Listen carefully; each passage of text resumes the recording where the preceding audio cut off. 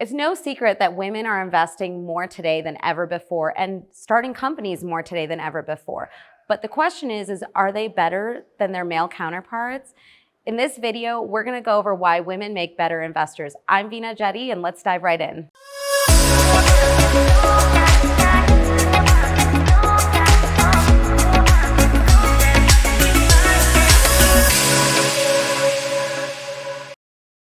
Let's talk today about why women make better investors. Do they actually outperform their male counterparts? Do they make better investors? Let's answer those questions. An objective truth. New analysis of more than 5 million Fidelity customers over the last 10 years found that on average, women outperformed their male counterparts by 40 basis points or 0.4% in the stock market.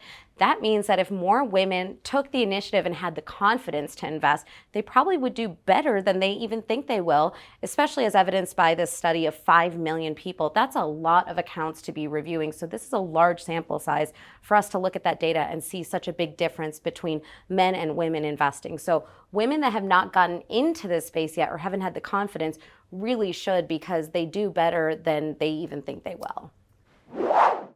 Despite women outperforming men in the stock market, a Fidelity study in 2021 reports that only 1/3 of women surveyed see themselves as investors, meaning only 33% feel confident in their ability to make investment decisions. These statistics are crazy because women are told from a young age and discouraged from investing. Young girls are discouraged from making investment decisions. They're told that this is for men and that investing is for men.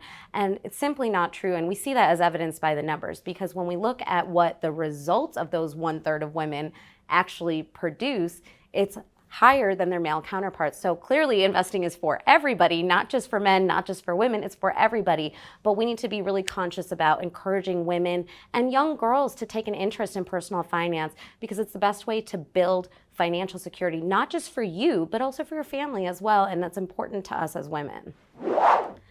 Despite knowing that women actually outperform men in the stock market and knowing that only 1/3 of them feel confident as calling themselves investors, we're seeing more women develop more business strategies and executing on those strategies. So let's talk about women business leaders. Not only are there discrepancies in the investment sphere, but women-run businesses are still a minority as well. Out of Fortune 500 CEOs, there are only 41 female executives, or just 8.1% as of 2021. That is such a vast underrepresentation at the top in the executive suite, the C-suite, and women leaders are better and more efficient. And we'll talk a little bit more about why that is and what statistics they outperform on. But the fact that there are less than 10% of women in Fortune 500 companies as CEOs means that either we as a whole believe that women are not qualified or smart enough to run businesses, or we're not placing enough emphasis on diversity in leadership and making sure that women are represented at the top. When we look to the numbers of what women-run businesses actually do, we can see immediately that women do outperform men because they get better ROIs. It's right there in the numbers. Private technology companies led by women are more capital efficient, achieving 35% higher ROIs, and when venture-backed, 12% higher revenue than startups run by men. This is according to the Kauffman Foundation. And it's no surprise, because women have to do more with less money, not because they want to.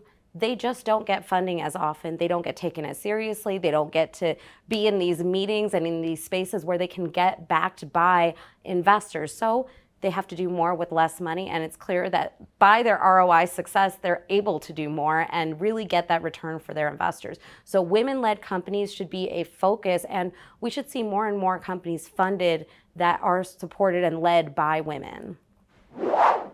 Diversity is not only important for inclusion and leadership, but also it pays dividends. Companies that reported above average diversity on their management teams also reported innovation revenue that was 19 points higher than that of companies with below average leadership diversity. 45% of total revenue versus just 26%. So what does that really mean? It means by having inclusivity and diversity at the top levels of companies, you actually do better. You can have more income streams and your ROI can be higher, which what company doesn't want that? I'll give you an example of why this is so important. So recently I was at a meeting where obviously I'm an investor. I angel invest into other companies, and I was speaking with the CEO of a company that was trying to raise an angel round. I was very interested in the company. I am a client of theirs and I think it's a great product. I believe in the product. And in looking at the pitch deck, I open it and I see all men, a whole board full of men. And when I asked, where are all the women? He didn't really know. And he said, we try. It's so hard to find women in this space. It's a tech company. It's just not typical to see a woman. And I understand that. But again, it goes back to, do we just think that 50% of the population is not qualified to do this job or aren't smart enough to do this job? No, of course not. Sometimes it's a blind spot. And I will say that this is the first time that he received that feedback. And part of it is because he didn't have a diverse board. If he had a diverse board or he had women in leadership, they would have immediately been able to point out this lack of diversity and inclusion at the top, even on the advisory board or in executive and decision-making management. So it's very important as a company to have inclusivity and diversity because they can help point out blind spots and can make your company grow and make it better.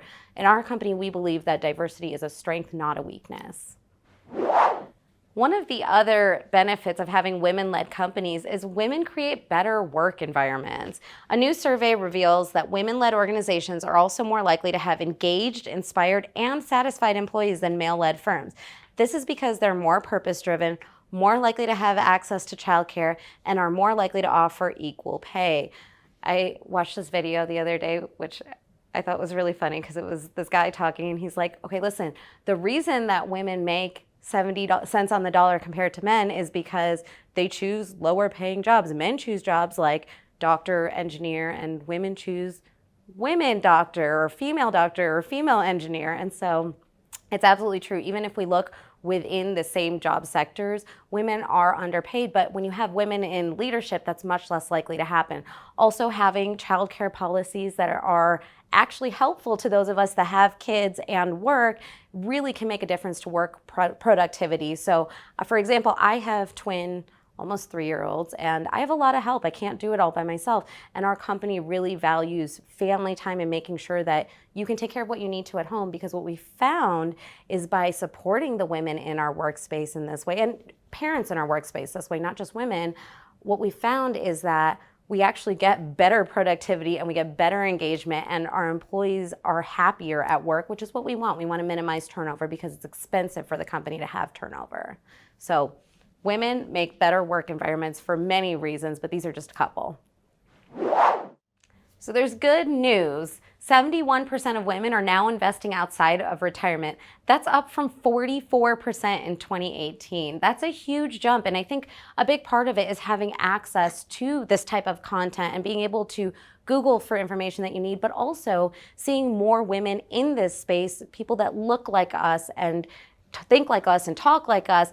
They are the ones that are really pioneering this space so that everyday women are more and more comfortable investing. Millennial women at 71%, Gen X is 67%, and even the boomers are at 62%, which is a great growth, but we need to increase those numbers and keep working toward that. We just took a deep dive into why women make the best investors, and I'll tell you one of the things that I'm really excited about at my company, which is obviously a woman-led company, is that I'm seeing an uptick in passive investors that are women, and women just taking control and an interest in their personal finance, which is so important and so crucial. I love seeing more and more women investors joining us, and not just an uptick in women investors, but I'm also seeing an uptick in men who support women at the top and who support diversity and inclusion efforts. So I'm seeing both men and women investing with us and really getting a return from that, which is awesome.